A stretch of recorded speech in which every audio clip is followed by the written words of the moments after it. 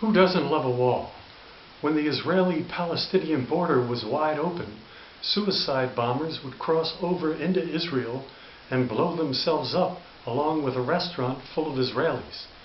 The Israeli military would retaliate by knocking down the dead bomber's house, with many Palestinians being killed before the next inevitable suicide bombing. A physical wall separating these two perpetual enemies was long overdue, and as soon as one neared completion in 2010, the tit-for-tat killings came to an abrupt halt. Those who benefited most from the Israeli wall have been the many innocent Palestinian and Israeli lives that the wall's presence has saved. While it is painfully obvious that the wall incorporated large parts of Palestinian land, lost land can be returned. Lost lives can never be. Northern Ireland has also learned to love their wall. Their brick monument to mutual exclusion, affectionately known as the Belfast Peace Wall, has enjoyed enthusiastic support from both sides of their religious barrier. So successful was the Peace Wall in safely separating the Catholics and Protestants that they built 47 and counting more walls throughout Belfast neighborhoods.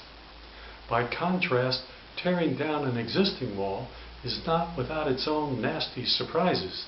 Soon after the Berlin Wall came down, the German economy sank into a 10-year depression. West Germany had to spend billions of dollars dismantling, then rebuilding, much of East Germany's outdated infrastructure. Perhaps Ronald Reagan could have more famously said, "Mr. Gorbachev, tear down this wall, but not all at once." While over in the Middle East, the country that once resembled Syria is in desperate need of a labyrinth of brick walls to separate the regime loyalists from the numerous oppositions. Syrians don't need bombs, they need bricks. It is also clear that many more crowd-pleasing walls will soon be needed throughout much of the Middle East to separate the two warring tribes of Shiites and Sunnis. And where one wall is good, two walls would be better. The Mexican government would do well to build its own more solid wall directly across from the hopelessly porous one the U.S. has been building along its border with Mexico. Every day, truckloads of weapons are smuggled through, under, and over the Swiss cheese-like U.S. border into Mexico.